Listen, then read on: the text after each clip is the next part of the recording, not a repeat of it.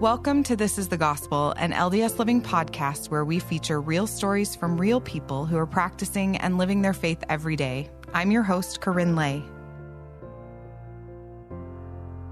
Today's story is really nothing short of miraculous.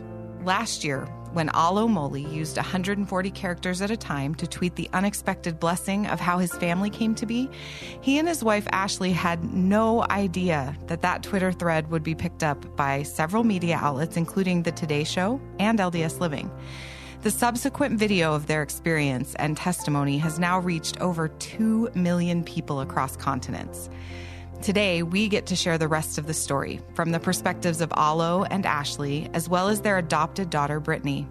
As you hear the surprising ways that their lives were intertwined, you'll see that it was surely all part of a loving Father in heaven's plan. The story starts with Brittany.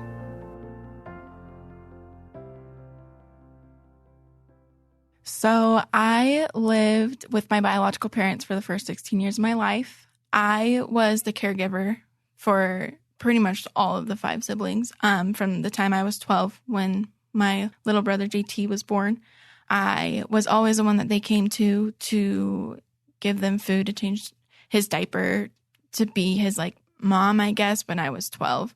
And then I remember when I was 15, my other little brother Ty was born, and that's when it kind of got kicked up a notch. But I was 15. I was in high school. I was doing all this motherly stuff got put on me because my biological parents were, I guess, too busy to take care of them.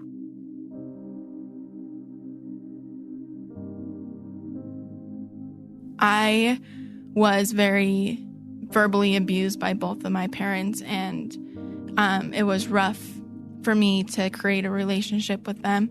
I always felt like I wasn't really loved by them. It was rough to talk to them. I always kept my distance, but I always wanted to be approved by them. So I always tried so hard in school to impress them, to get good grades. But it just never really was enough. They always had too high of standards for me that I just couldn't keep up with. So it was very, very rough for me as a teenager to not have anyone to really talk to or to really feel loved by their parents. Because when you're in high school, you see everyone in high school has their mom and dad, or at least one of their parents that they love or that love them back. And I just never really felt that.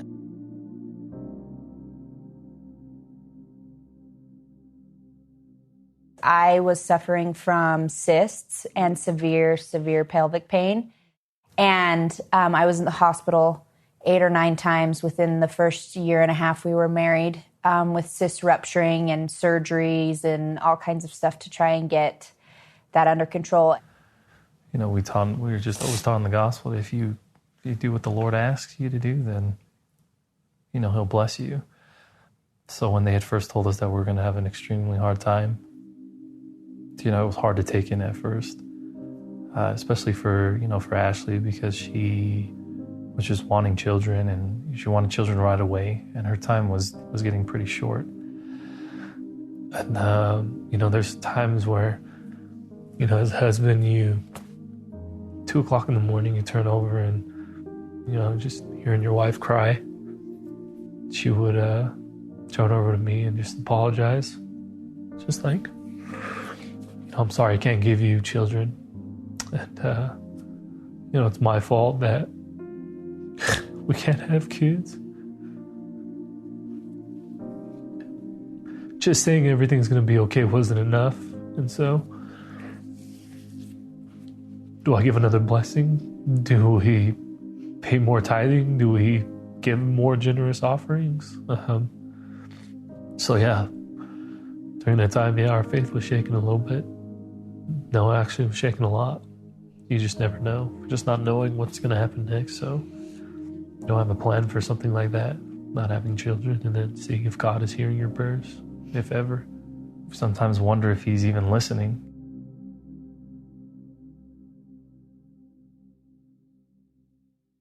I remember on March 5th, 2015, there was a knock at the door, and I answered it, and there was 2 detectives and a police officer out there, and they were wanting my biological dad. I just remember like going back downstairs because I didn't want to be in the mess of all that. So I went back downstairs, and my little brother, Nick, he came down and he said, Mom's getting arrested. I was like, what the freak? So I went upstairs and she was gone and the police officers were leaving. And then about 30 minutes later, they came back and they took my biological dad. And then me and my other 5 siblings, we were being taken to the Christmas box house. So at the beginning, I wanted to go back to my parents so bad. Like, I remember like writing in a journal like, oh, this is like the second day in the Christmas box house. Like, hopefully I'll see my parents soon. And I remember like getting a voicemail from my biological dad.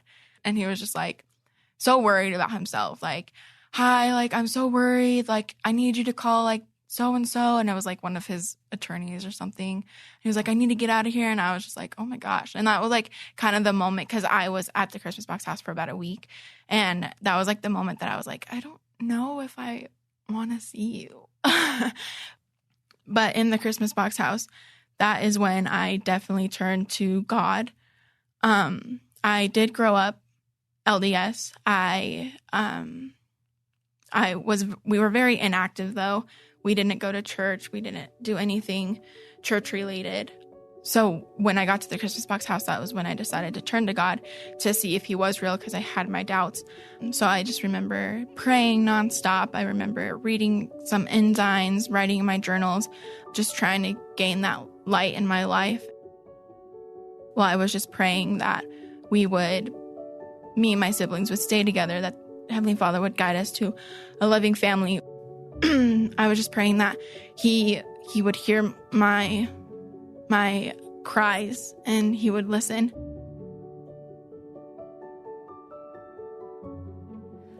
Originally wanted to have biological children and then adopt later down the road. We just thought we would have our own first. And then when we weren't getting pregnant and had started fertility treatments and still weren't getting pregnant, I went to my husband and said, why don't we adopt first? Maybe there's kids out here that need us more than ours do right now. And at first he was opposed to it. Yeah, I was very against it. And I think it more so is because I was questioning my abilities to become a father immediately.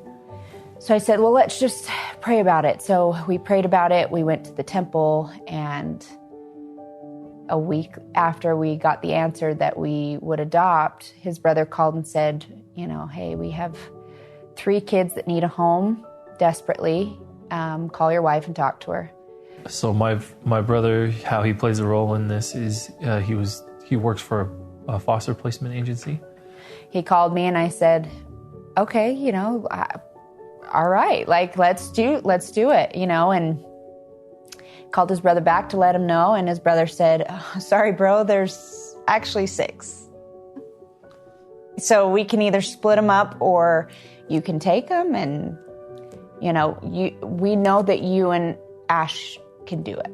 So he called me back and he said, you're not going to believe this. Like, the 3 turned into 6. And I was like, okay, well, let's do it. And he's like, what? And I said, I'm one of the oldest of 13. There's no way that I could be comfortable and not have anxiety having my little brothers and sisters go somewhere where I couldn't watch them. And I knew that Brittany was the caregiver, and she was the one taking care of, the little ones that were 16 years, 15 years younger than her. And I have a brother that age. So I said, we either take them all or we don't take any. I can't make that decision to split a family up like that. So Alo said, okay, I'm going with it. And he called his brother and said, we'll take them all. One day at the Christmas box house, they came to me and they said that they have this couple that is willing to take all 6 of us. And they asked if I would be interested in meeting them. And I said, yes. I said, yeah, let's meet them. Let's see where this goes. And then a few days later, that's when we met Alo and Ashley. I didn't know what it was going to lead to. I didn't know if they were going to be our foster parents or if they were just there wanting to meet us. When we first met them, it was really overwhelming because I wasn't expecting them to be so young. When you think of like foster parents, like you think of them being like older, like they have like other children, but they were newlyweds. They were married for like a year and a half. But I knew that I wanted to know more about them, like watching them communicate with my other siblings because they have cognitive disabilities. Two of them have autism now. And it's hard to communicate with them at first, but with them, like they instantly like caught on to like everything that they said. So that was when I was like, oh my gosh, like this could be like some real stuff. And when I found out that they were going to be, that we were going to be moving in with them, I was just so excited that we would have parents that would help my siblings. The transition was pretty difficult because I was the caregiver. They didn't want me to be the caregiver anymore. They wanted me to be a teenager. I was happy and I was like confused because I didn't really know how to be a teenager because the last 4 years of my life, I didn't know what that was. Well, in the beginning, it was rough. We were told, oh, they have some special needs, but you'll be fine. We had no idea the special needs and what went into it. And in fact, my little one, at the time, no one knew his disability. And he actually screamed. If he was awake, he was screaming bloody murder the first 10 months. The first 10 months we had him, and I remember saying, I prayed for a baby. Why are you sending me a child that won't stop screaming? I don't understand. What did I do? And I would hold on to that and pray every day, like, please help me to not be upset that the screaming won't stop. And please help me to not be upset that I sleep for 2 hours at a time. Like, please help me to have the energy. And I had to hold on to being able to pray every day because otherwise I wouldn't have made it. I had to hold on to my faith. I had to talk with my husband. I had to pray, and I had to take different steps to be able to say, okay, if I'm going to lose it right now, we have to do something different. Something has to change. I could see the progress when I would change something, and I was like, okay, we can do this. We can get through the day. And that's all. Each day we got through it. So along the way, there were some mistakes trying to fit in, find the right crowd. And there were some mistakes that my parents found out about. And that just like led me to thoughts that they didn't want to adopt me anymore. They didn't want me to be with them anymore. They just talked me through it, and they overall were just like, we're here for you. We're going to be fighting for you. We're not gonna give up on you.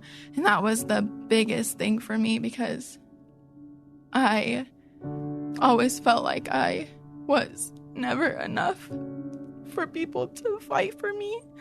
And Alo and Ashley definitely showed me that I was enough and that they were going to fight for me. They were going to teach me how to be good, how to stand up for myself. And they just showed me that they were also going to be my cheerleaders throughout the whole way. I just wanted them to be my forever parents. It was probably a couple months after we had taken them in. I was upstairs just getting ready. We were getting ready for church, actually. And I was just buttoning up my shirt and about to put on my tie. And I'd heard one of my kids yell, hey, Dad, can you help me? And I turned to my wife. I was like, did you just hear that? And she said, no. And I hurried, buttoned up my shirt, put my tie on, and I ran downstairs. And I was like, hey, what did you say? He's like, oh, I said, hey, Dad, can you come help me? And I still can remember that day. And it was just so chaotic in the house. I was so mad because my kids weren't getting ready fast enough for us to get to church. But time stood still that day when I heard my name called Dad, and then Ash was being called Mom. And that day was the day I was like, I'm a dad. you know? And he recognizes that, and I had that title.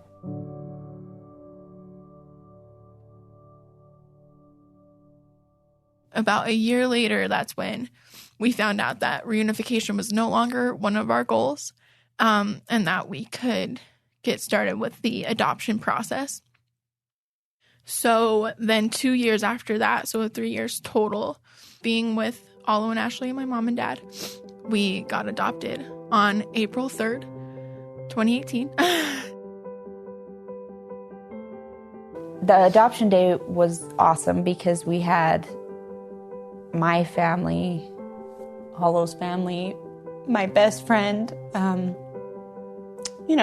the people that finally came around. At first it's hard for people who aren't in this situation to be like, why would you do that? But they all eventually were on board and took them in as their own. So we had probably 100, maybe 150 people that came to their adoption. And it was awesome. We were there. The kids were excited. The kids were nervous. It was every possible emotion, I think, that there could be. We all got a stand, and the judge had turned to each of our kids individually, and, she asked, do you know why you're here today? And then that's when Brittany, it's just like, what, Judge, I've been waiting 3 years. It was a dry eye until Brittany got on, and then everybody started crying. So as soon as she started crying, then all the kids started crying, and there wasn't a dry eye in there at all. That was the happiest day of my life, because that's all I've ever wanted from the last 3 years of my life. And I just remember sitting up there and them asking me, do you want to be adopted by Ashley and Alo? And I just started crying, and I said yes. And that was a day that I will remember for a lifetime, because that's a day that I forever became a Moli. And it's been a journey, but they've had our best interest in mind and the last 3 years, and they're gonna have our best interest in mind for the rest of our lives. During the whole process of growing up and being in foster care, God has put me in many trials. He tested my patience. He just wanted to make sure that I was going to be prepared.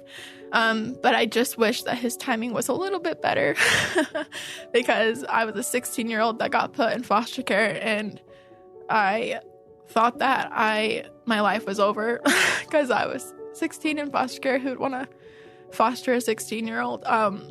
But he definitely knew. Trust in God's timing.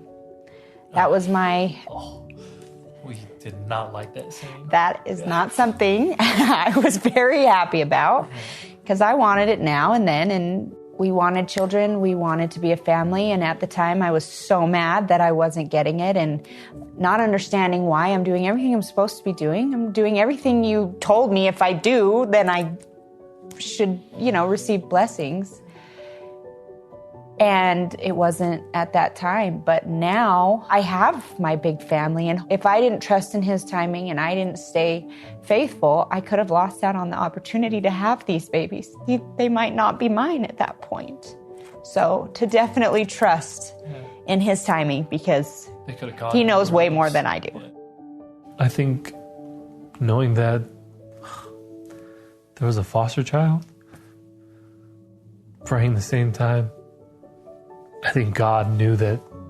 I don't know if there's prayers that are ever interconnected with each other, or if that's how it works, but he knew that there was a child in Ogden who was praying the same time, the exact same time, the year of 2013, 2014, praying for a family that would give her the same love that we wanted to give a child. And to know that God was, his hand was in that all the way, was extremely humbling. You can't tell me that there isn't a God that provides that kind of, and is aware and had it all mapped out for us. He listened to my prayers. He listened to my parents' prayers, and he put us together. And his timing, I mean, now that I look back at it, it couldn't have been better. It was perfect.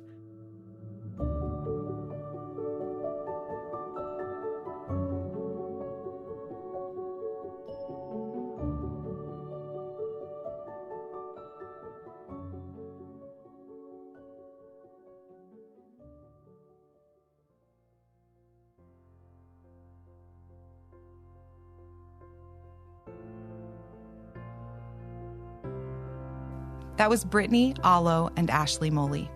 This story gets me every time. There's a lesson for me and maybe all of us in this gentle illustration of God working behind the scenes to create a joyful life for the Molis. As each person struggled through what was probably the worst experience of their life, their prayers did not go unheard. And in fact, their difficulties became the answer to someone else's prayer.